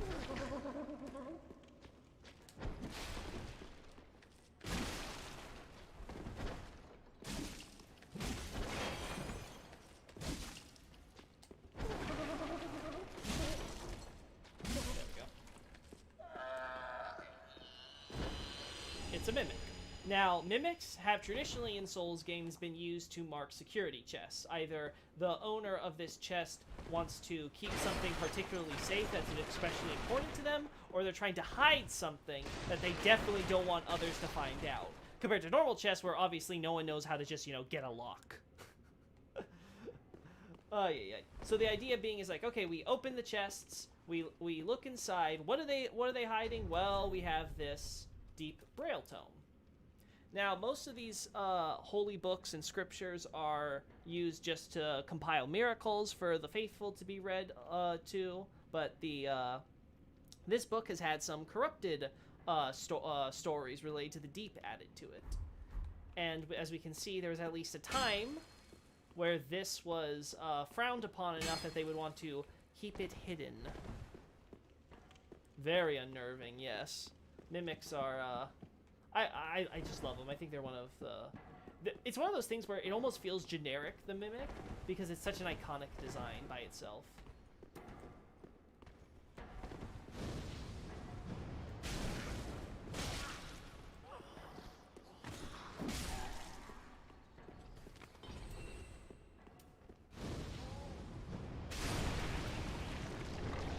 Guidance.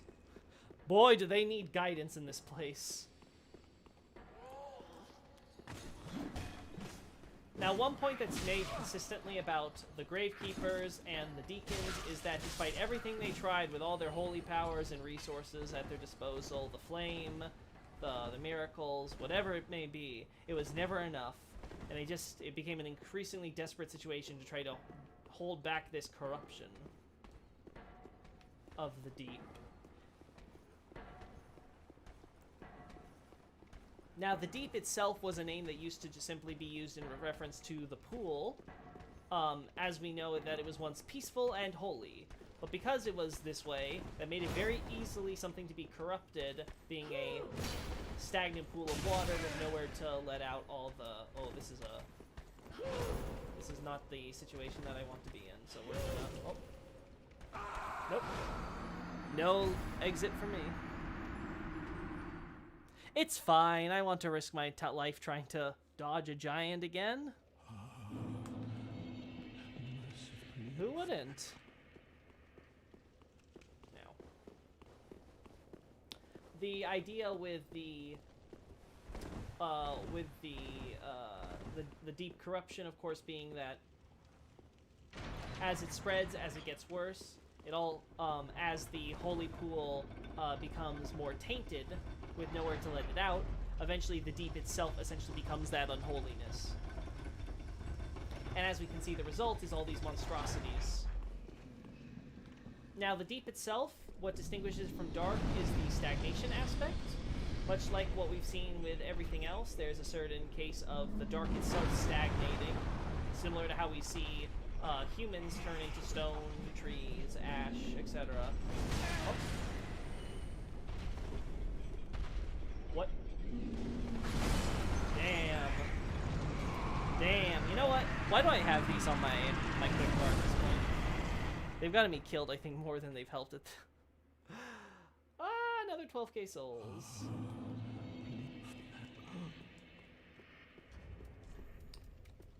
The farm!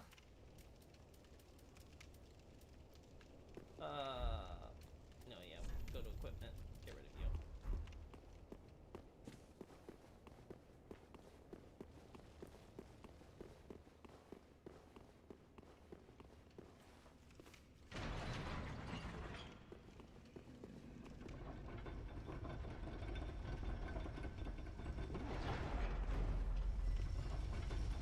Moving up.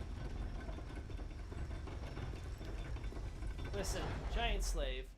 I know you've been beaten into submission, but could you just let me go this once? I don't want to have to kill you. You're a victim here as much as I am.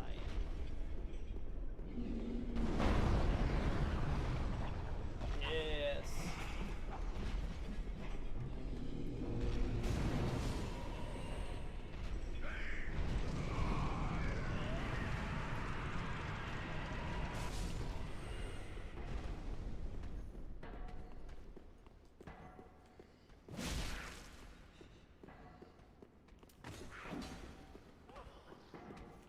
What? What did I just see? Did you just climb out of solid stone, my buddy? Holy. Unholy. Oh, wow. Didn't know I could whiff when you're that low. Noted. Hitboxes. Functional.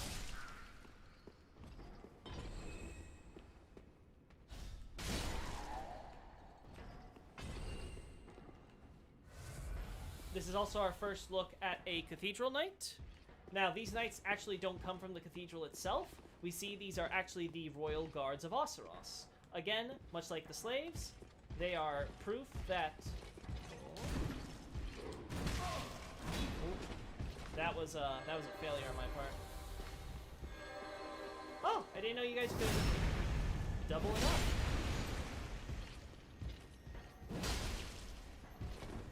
Need one more. Oh, of course.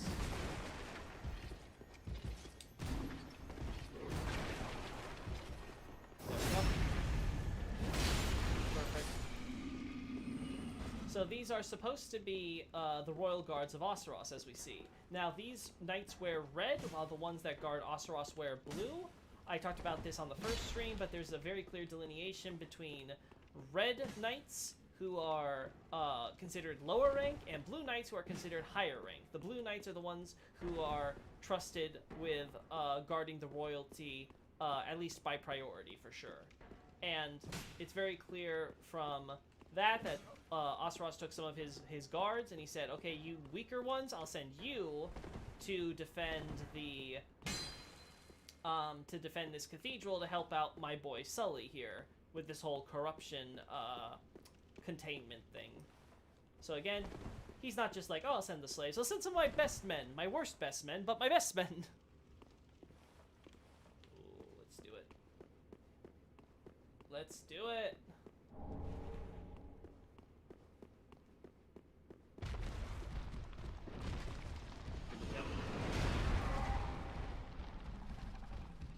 As we can see here, this is a Cursed of the Deep. This spider monstrosity with the clicking jaws and the skeletons coming out of it is one of the victims, well, victims, quote-unquote, of Aldrich's corruption in the figurative sense and the literal. Now, as you can see, he lets out this spray which causes petrification. Now, petrification in this game in particular is very interesting. Because, unlike past games, where it's mostly associated as strictly a curse that causes you to turn to stone, in this game, the stone seems to be more a byproduct of its actual goal, which is absorbing souls. Again, the Dark is hungry for souls. See the life drain from the Dark Wraiths in Dark Souls 1 and 3. So there's the idea that the Dark is always wants more suck.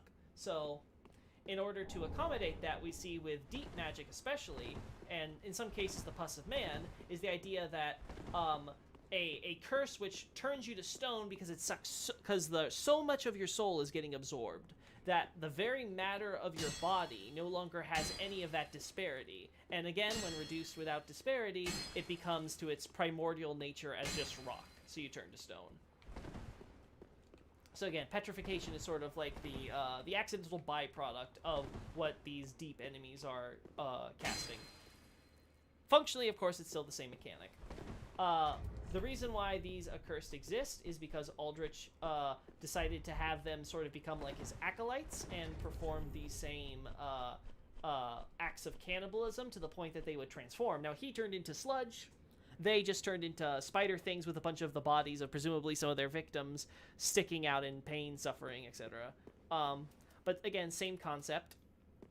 And to help them understand and sort of get into these habits like him, because Aldrich is just a natural psycho, he gives them rings that have these abilities to restore. This one restores focus, another one restores vigor, much like Bloodborne, this idea that you become more alive as your HP regens and stuff like that. So this idea of when you do critical attacks. Now, the Japanese for critical attacks means something like lethal or fatal attacks. So this idea that, of course, it's really about digging in and killing the target. It's about actually like, okay, I want to be able to sort of feed on the loss of life, that death, that suffering that results in that life ebbing away. And again, it goes into this idea of, okay, when they chow down and eating these guys, there's this idea of the shudders, the screams, all that's involved in that. You're able to feed off of that, and that's to help sort of acclimate them to this idea of getting addicted to the act of cannibalism itself. Again, Aldrich, what a nice guy. So swell. Now, we don't know what this room was being used for originally, whether it was storage, whether it was some kind of sanctum. Obviously, we can see that this, there's definitely some sense of a kind of church and holiness being used here, but there's no altar, so it's hard to say. What isn't difficult to say, of course. Oh.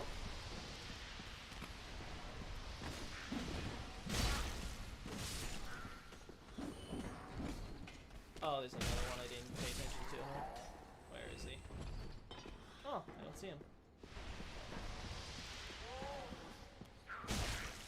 Never mind. Oh!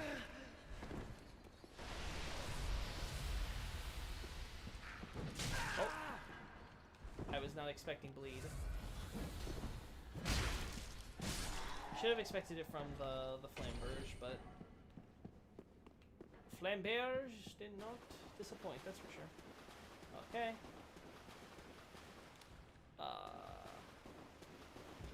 Oh boy. Getting to there is going to be a trick and a half.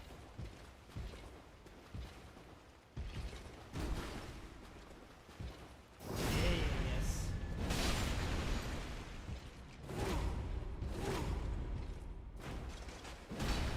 Ah, that didn't break guard. I was hoping. A man can dream.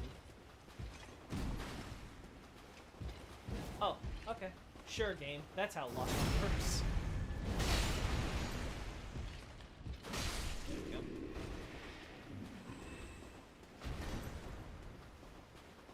Safe. Oh. There we go.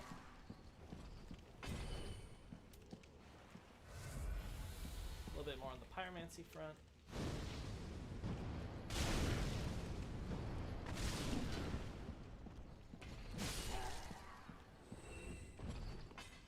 Have the cheese ready just in case. More poison, da-da-da.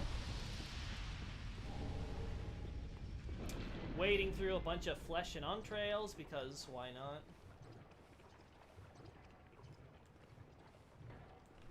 Oh, I'm gonna want to have lots of, I want to have sorcery ready for this one. Oh, I said no poison swamps! I should have said no swamps, period! Open the front doors! Open the front doors! Let me out! Let me out! Ah! Iframes, thank you!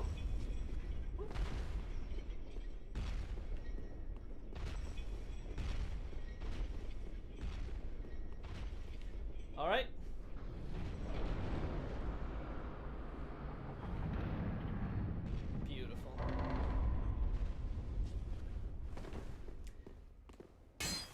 As we can see, more of these graves.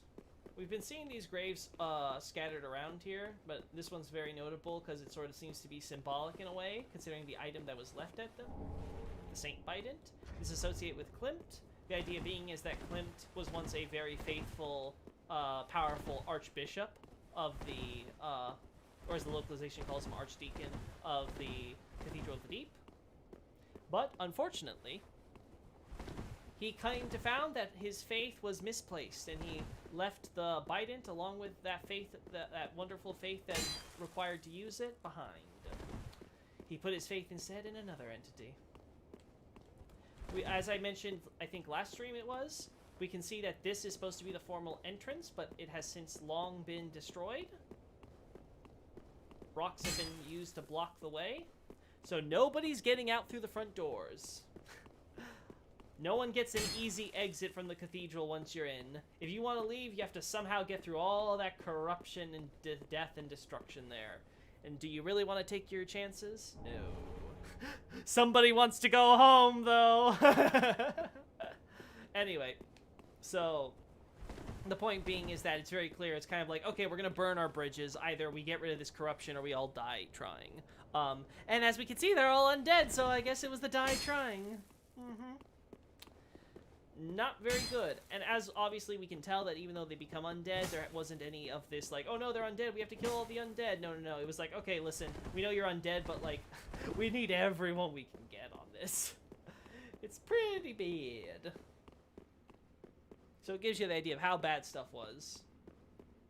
Now, we're never told explicitly why the Deep was corrupted as it was and became the Deep as this concept that we know it now. The implication, of course, based on all circumstances, would be it was Aldrich, for, well, obvious reasons. He is a deep monstrosity himself, able to even cast magic with sorcery with it, as we can see, very naturally. And this cleric was, of course, someone who gorged on souls of humans to a ridiculous degree compared to all other cannibals. That means that he was also devouring their dark souls, and these dark souls are left to stew and stagnate inside of him, so it's, again, no shocker to figure out that he ended up becoming a dark abomination, specifically of the deep variety. Come on, we can do it.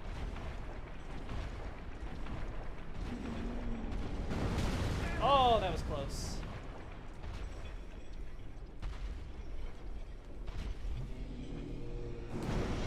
Oh, I didn't even need to dodge that.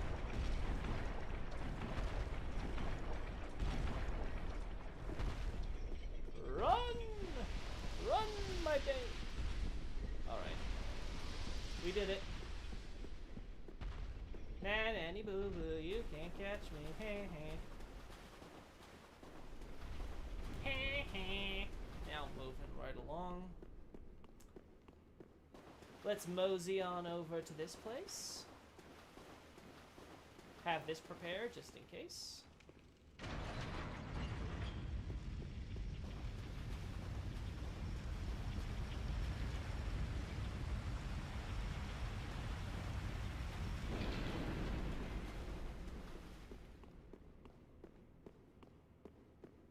I feel like I missed a shortcut back here, so let's worry about that first.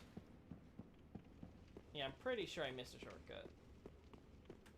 More poison? Oh, no trap. Yeah, here we go. Here we are.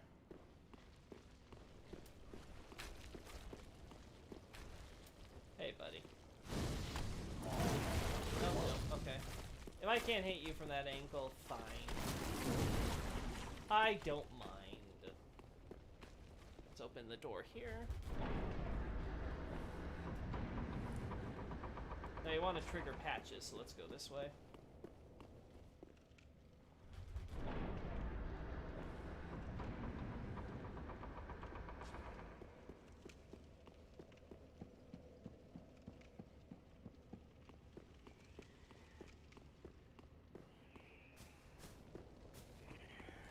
Nope, still no Sigurd. I must have missed him at an earlier point that I need to talk to him. I can't imagine any other reason he's not here. It also might be because I've accidentally triggered patches, so he's not here to mess with Sigurd. That would be funny. Oh, yeah, let's recharge. Let's see if we can trigger patches this time. Let's take a slight detour back to Firelink.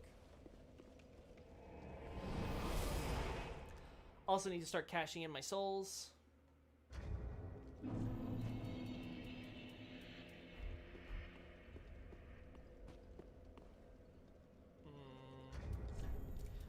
I'm not going to be using these, so...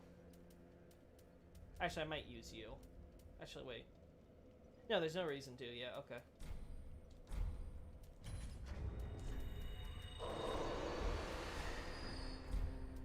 Rotted Greatwood. Let's get some level ups out of this. That's a lot of souls.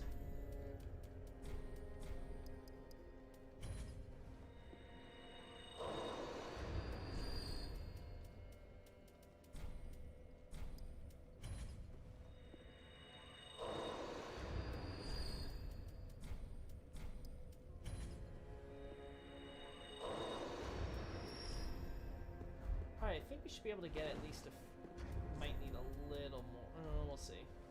Welcome, speak. We can always sell stuff if we need it. Take. Yes, yes, give me.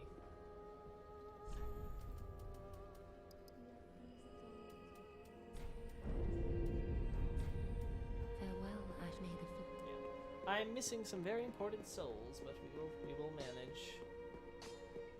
I will get those 27 souls back somehow. Ah, there you are. Yeah, yes, I know. Do we want anything? Yeah, this is more important to me. Purchase thing. To learn pyromancies, I know, but such is and pyromancy. Yeah. Oh, we'll need a pyromancy tome to learn more. Though unorthodox, that would be the most expedient way to make progress. If this were the Great Swamp, and you had the luxury of time, we could have trained you the hard way. So what Cornix reveals in that little exchange is that pyromancers are very much still about the experience of flame. It's even though we see that they've mechanics have incorporated the intelligence and faith aspect, which has always been involved in their culture. It's still all about the underlying experience, first and foremost. The idea you have to immerse yourself in nature, become one with nature, become one with this universe that has been shaped by flame, and then become sort of one with the flame itself. This is why he wears a blindfold. So the idea of looking to the flame, the pyromancy flame, which he keeps within himself, and sort of again focus and become, again, to sort of get this closeness to it. Pyromancers are always about trying to touch the fire that they've yearned for, even though they know they should fear it because of the dangers that the very real threat that it poses. And the idea is like, okay, well, we have these books which compile, and they have these texts that teach you how to do pyromancy, and I can teach you this if we have these books to do so, yada, yada, yada, right? These complicated texts of advanced spells that you apparently can't learn by yourself, even though we found, like, some of these texts before in the wild in past games and can learn them on our own, but that's neither here nor there. The idea being is that, okay, we can do all this, and then the... Cornix is like, well, that's what you want because, we've only got so much time with your mission and all that. Well, if we could, like, do this the old-fashioned way, I would just, like, throw you in a swamp and have you, like, do, like, a marathon through the marshland or something like that. Like, really, like, push your limits and do the hard training. But, we can't do that right now. Learn pyromancy. Oh, we have a, no, we don't have a book yet, unfortunately. Okay. Orbeck yet? No Orbeck yet. I think Orbeck will be next stream. That is good, wasn't he? Reinforced weapon. Yeah, I'm fine with where we are right now. Our damage is pretty good. Yo, I've come to bargain. Oh.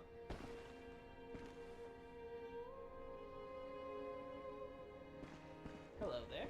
Oh, prithee, art thou good Yoel's master? That was his RP, not mine. I am Uria of Londor, a close friend of his. Thanks to thee, Yoel's soul is redeemed. Oh, that's lovely. Allow me to express my gratitude in his stead. Dignified bow. I'm kind of sad they don't do these gestures themselves when these types of events happen. Another matter. Thou'rt a lord, art thou not? Yes.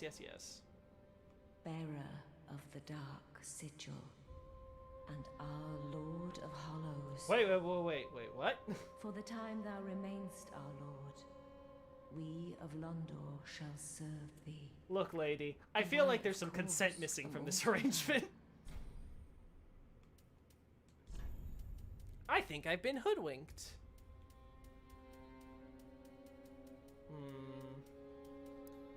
No, don't want anything from here.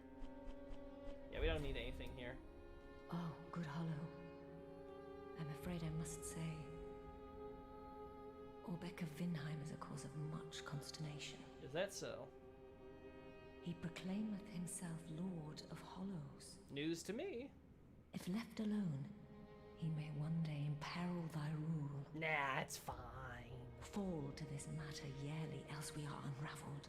Listen, lady, that's just a fancy way of saying just murder people. Is the mark of a true monarch. Just kill my sorcery teacher. I haven't even learned a single spell yet. Just casual murder. Well, she definitely knows the court. Till we meet again. May the dark sigil guide thee. Now, the Dark Sigil, or the Dark Hole, is a reference, of course, to the part of the actual dark part of the Dark Sign, the hole that's surrounded by the Ring of Fire, which is what we have been building within ourselves, as we can see. It's a little hard to see at this size, but you can see not only is that this very deep dark hole idea, but we can also see how the fire has frozen into this almost like an icy ring on the outside now. Poor Yoel. Speak thy honorable. Listen. Till we meet, may the I just want more free level ups. Can I please have more free level ups?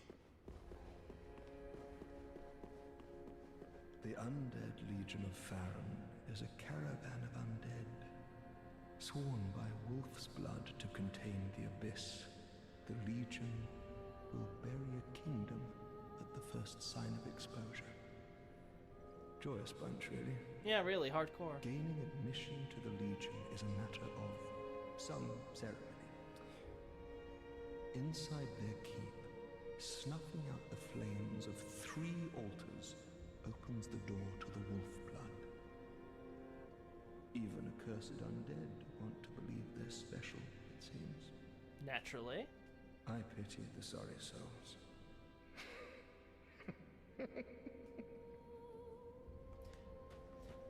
So we get some Legion lore. The idea is that they are so obsessed with stopping the Abyss that if they even get a whiff of it appearing anywhere, the moment an Abyss shows up, okay, we'll literally destroy this entire country just to make sure that it doesn't spread further.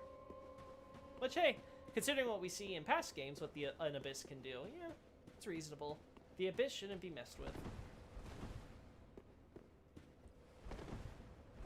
This is dangerous. Now, still not getting weapons, so we don't need to talk to Lovely Boy. Let's go back to our lovely chapel.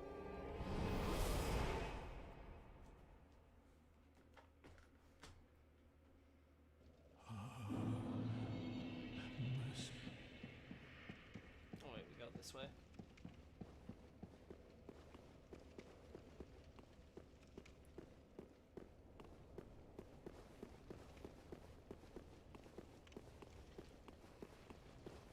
I gotta be careful here because getting past the giant and the maggot people.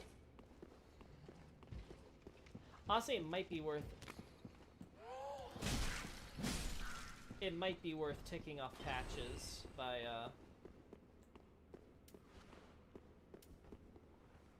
but do I have enough? Don't have to worry about it.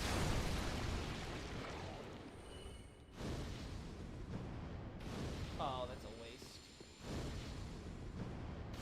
Oh, come on. Come on.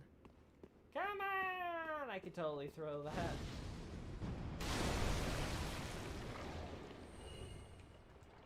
So that covers all the immediate threats. So I can throw that, but not... Oh, I see how it is. I'm that weak to you, huh? Oh, come on. These throws are pathetic.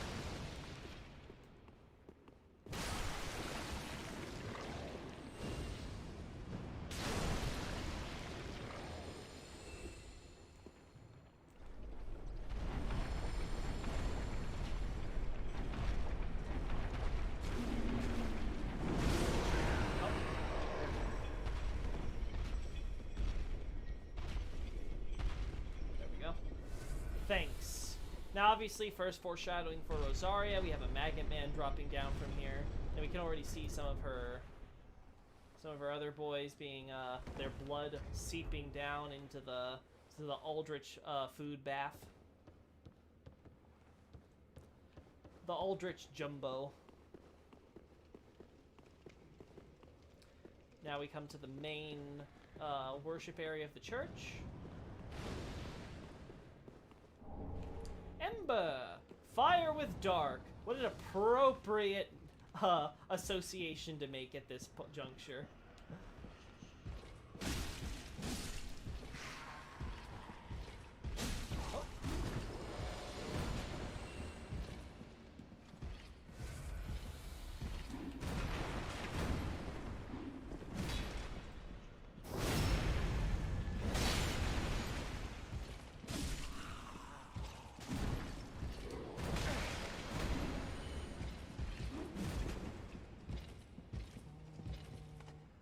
Oh.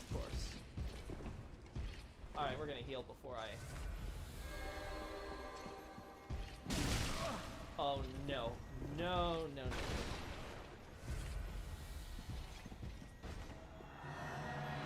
Yeah, you do that, buddy.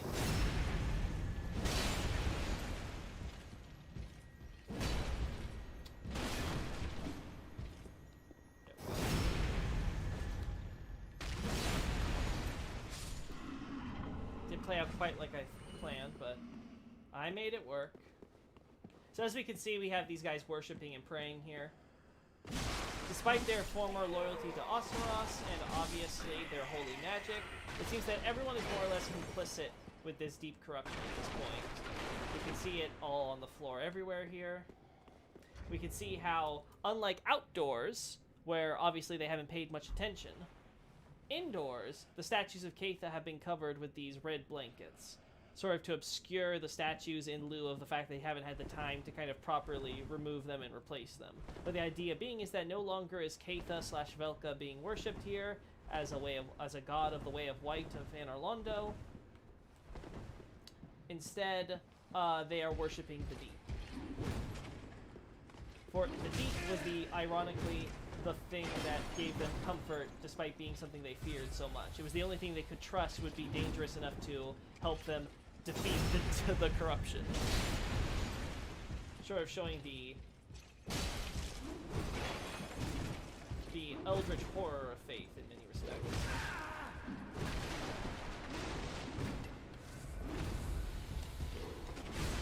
Woo!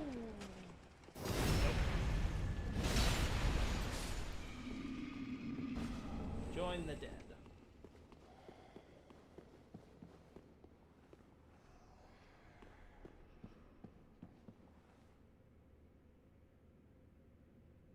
Do you think that the cathedral being devoted to an already dark inclined deity like Velka might have in part enabled or facilitated its fall into the deep worship? No, because generally speaking, we don't see Velka's influence as her Caitha persona sort of get involved in the meddle with the Way of White faith normally until you get to the higher levels back at Kareem. That's where we start seeing. There's a reason why the bite rings associated with our store, which, if I recall correctly, aren't supposed to be popular. Yeah, okay, so yeah, they are supposed to be. They're forbidden, supposedly, because our store was a bad dude.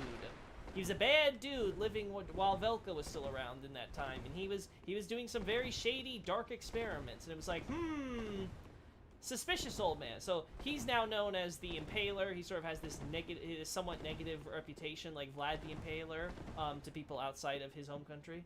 And the idea being is that our store and his works are supposed to be sort of this thing that, we don't deal with that stuff anymore. But hey, Clerics of Kareem still, they still like using it. It's like, well, that's kind of weird, considering that they should be the ones least using it.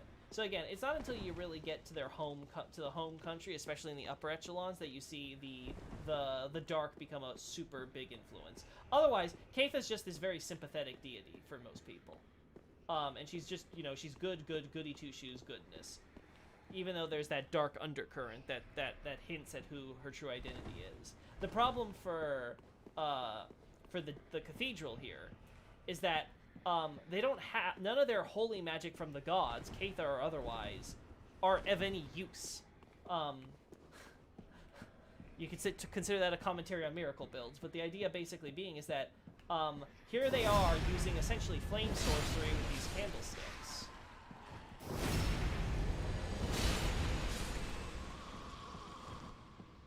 And even now we see how the corruption is overtaking this altar here.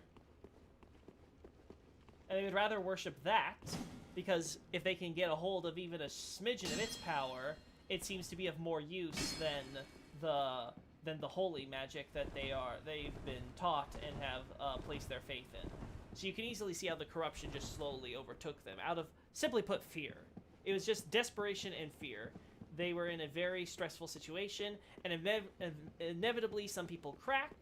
Those cracks sort of were exacerbated by the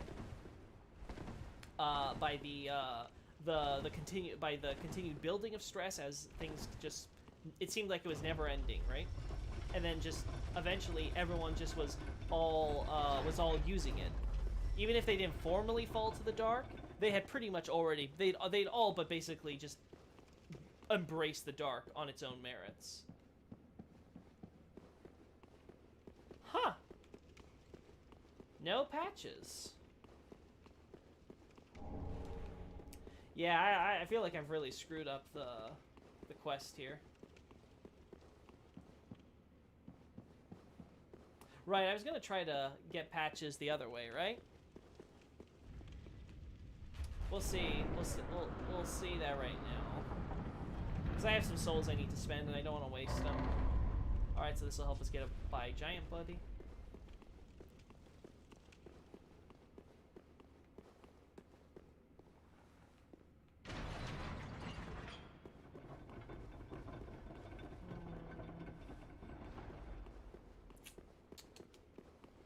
Is there anything on the item side that I want to get from here? Not really. Okay, yeah, let's just use... Let's use one of our many homeward bones to go back to the shrine.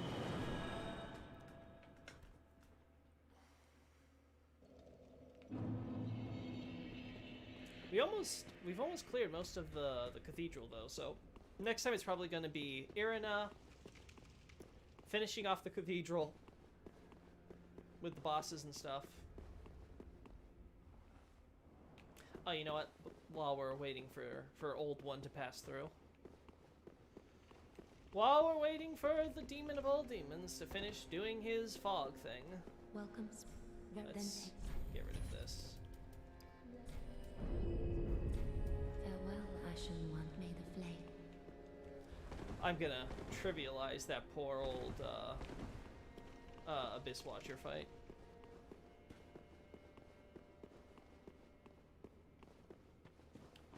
Okay, let's see. Come on, Patches.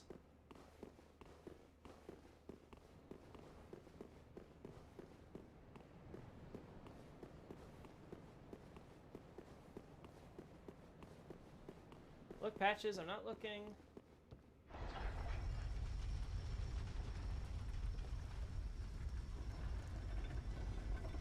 I don't think I heard that door close, so... I don't think he's coming. I think I somehow screwed it up. Oh, that is so unfortunate if so.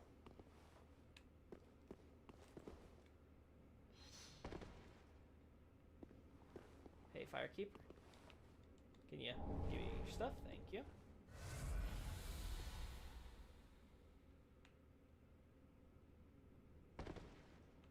There we go. Oh well, we got something out of this. Where's the exit? Oh, there it is.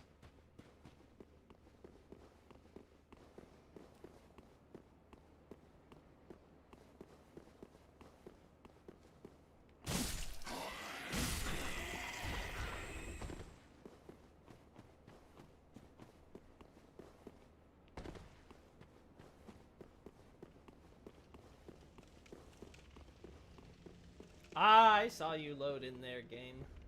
Don't try to trick me. So instead, since we can't finish off with Aldrich, let's instead talk about it. Now, last stream I discussed how there was a illusory wall hiding a little hideout over here, where we saw that someone who keeps a ring, that its goal of the ring is to absorb souls, so the person wants souls. The ring itself is associated with snakes, with the dark, undead, greed. I think we know who's been hiding out, ready to come out of the shadows whenever she finds the person with the soul she desires. Yeah, so I think Yuri is the one who's hiding up in there, so sorry girl. I hope you don't mind that I took your ring. I really, really like it. I'm sure you'll forgive me. I'm your king now. I can take whatever I want.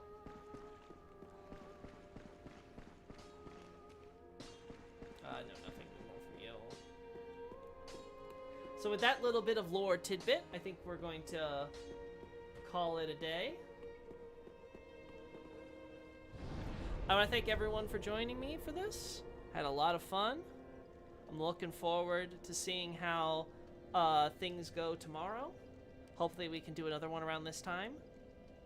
I think that we might be able to get this into like a regular schedule thing. You know, I think I can make things work that way. But if not, I'll keep trying maybe stuff at different times again, if only to see if I can get different people coming on. So it's not just you know, I hate for the people who are like they want to come onto the streams, but you know they can't because, well, they're asleep at that time, or you know they're out at work or something like that. So want to be able to let a lot of different people get to enjoy the live chat if they want. So we'll see.